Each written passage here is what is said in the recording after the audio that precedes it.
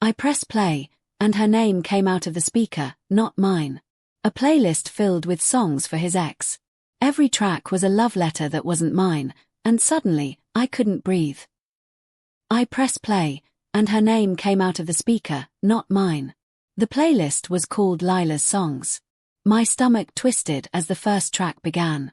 It wasn't just random music, it was a careful collection of love songs, each one full of lyrics about forever, about holding on, about never letting go. Every line felt like a reminder that Jack had loved her deeply. I sat on the edge of his bed, headphones over my ears, my heart breaking with every chorus. My hands shook. Why would he keep this? Why hide it? Was he still in love with her? Jack came in with takeaway bags just as I ripped the headphones off. My chest was heavy, but I couldn't say it yet. He smiled like everything was normal. "Got your favorite," he said, holding up noodles. I wanted to scream, "Why do you still love her?" But instead, I nodded, forcing a smile. The playlist burned in my mind like a secret poison. Every moment felt fake now. I watched him eat, his easy laugh filling the room. Did he laugh like that with her? My throat ached, but I swallowed it down. I needed proof. I needed time. The next day, I told Sophie. We sat on a bench outside uni, the wind biting at our faces. She leaned back, rolling her eyes. "Dump him," she said flatly. "If he's holding on to his ex like that, he doesn't deserve you." My chest tightened. It sounded so simple when she said it. But when I thought of Jack's arms around me, his soft voice when I couldn't sleep, I couldn't let go that easily. "Maybe it's just old," I whispered. Sophie shook her head. "Playlists aren't old. Playlists are alive. They mean something."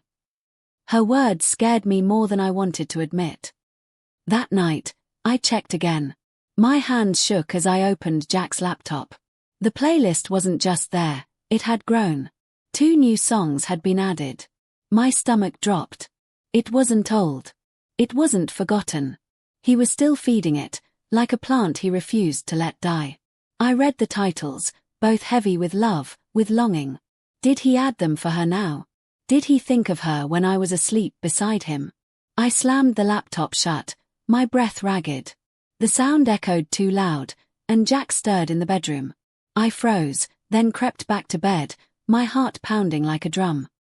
"Why were you up last night?" Jack asked at breakfast. My heart jumped.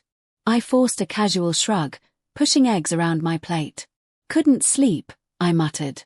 His eyes lingered on me, searching. For a second, I thought he knew. My chest was tight, waiting. But then he smiled, brushing it off, pouring more tea. I hated how easy it was for him to lie to me by silence. I hated that I was lying too.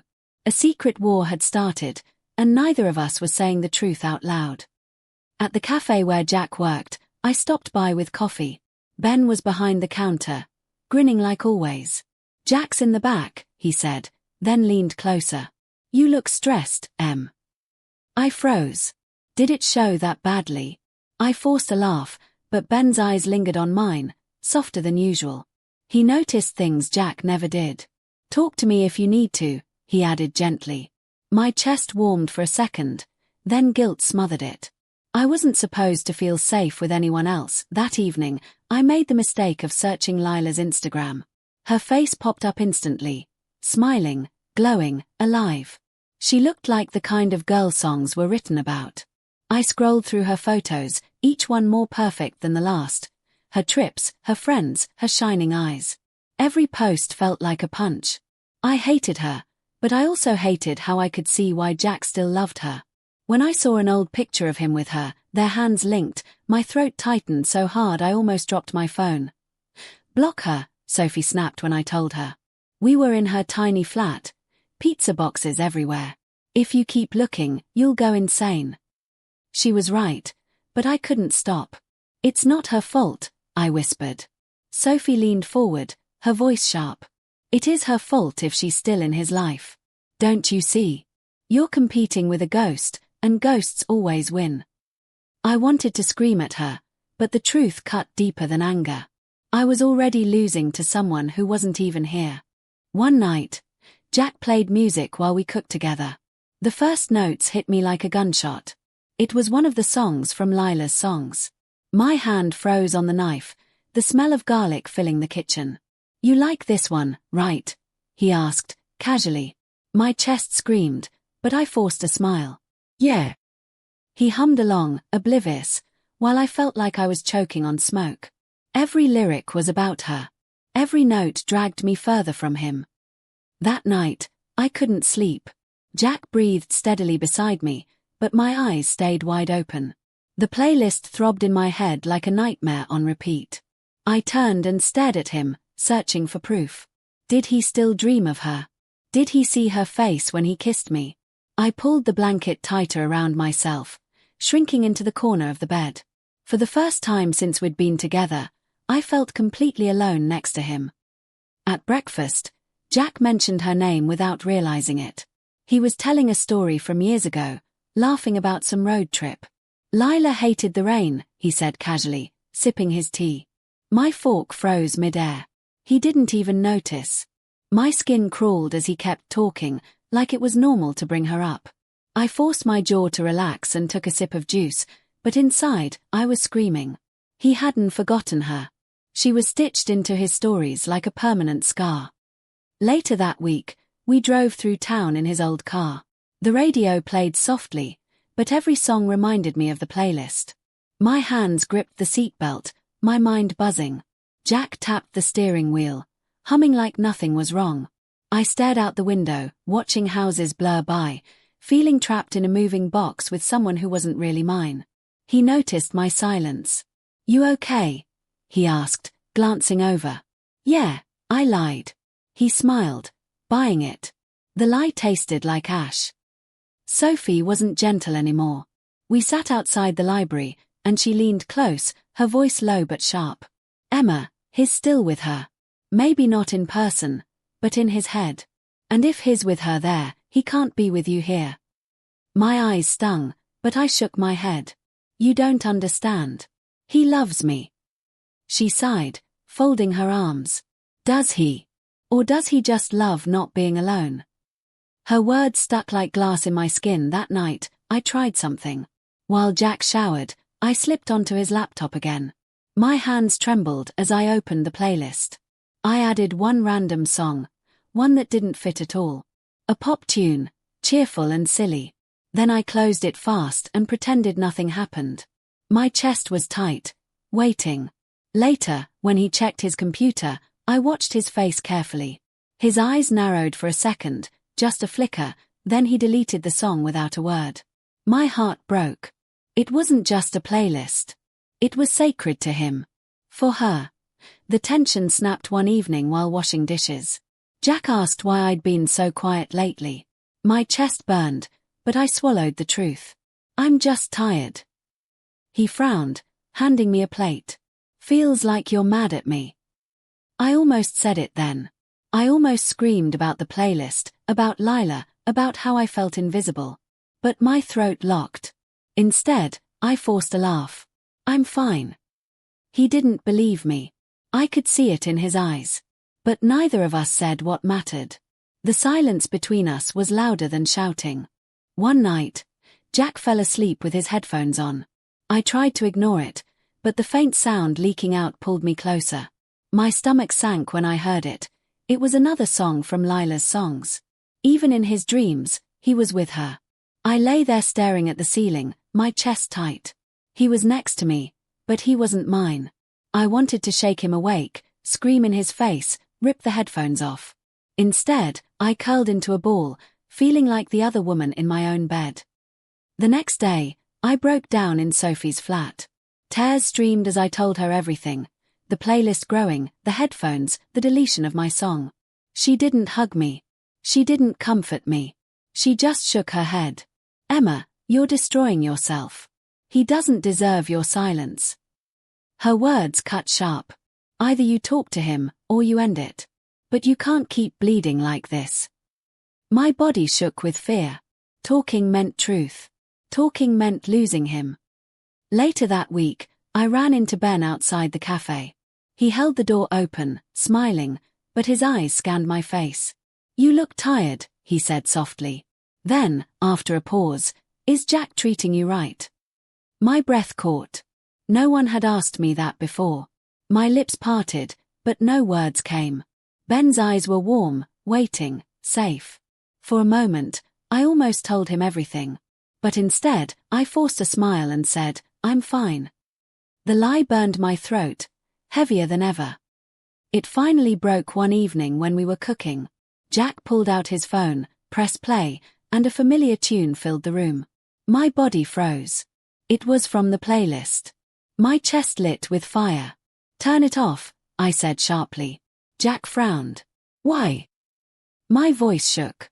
Because it's hers, not mine. His eyes widened, shocked. For the first time, the silence shattered. We stood there, the music still playing in the background like a cruel soundtrack. What are you talking about? Jack asked, defensive. My voice cracked as I shouted, I know about the playlist, Jack. Lila's songs. Don't lie to me. His face drained of color. For a long moment, he didn't say anything. Then he whispered, it's not what you think. My chest heaved. Then what is it? The silence was louder than any answer.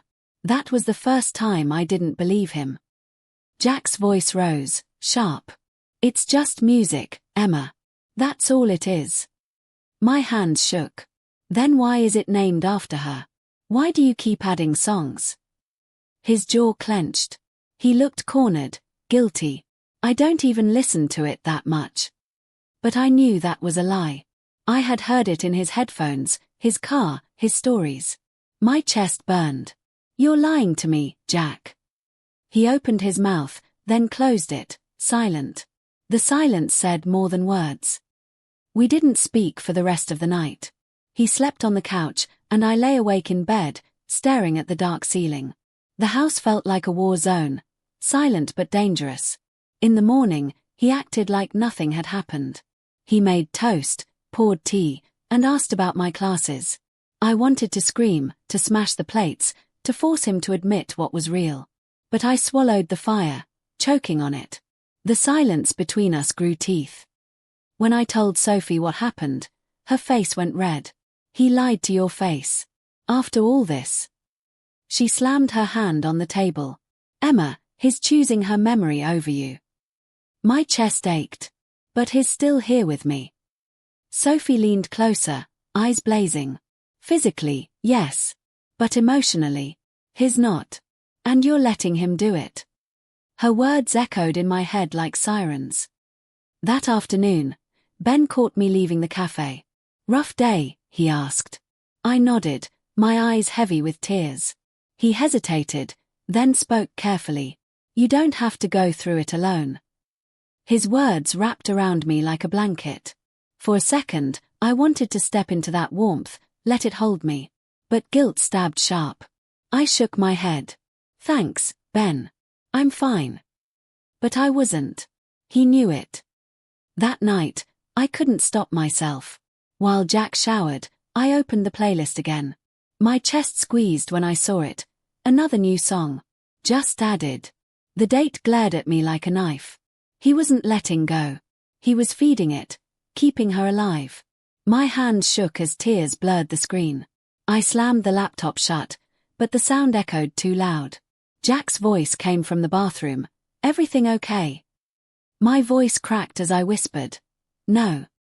When Jack came out of the bathroom, steam curling around him, I couldn't hold it anymore. Why are you still adding songs? I demanded, my voice shaking. His face went pale. Emma, I cut him off, tears streaming. Do you still love her? The room froze. He didn't answer right away. That silence was the loudest sound I had ever heard. My chest cracked open. The truth was there, even if he never said it. Finally, Jack spoke. She was my first love, Emma. I can't erase that.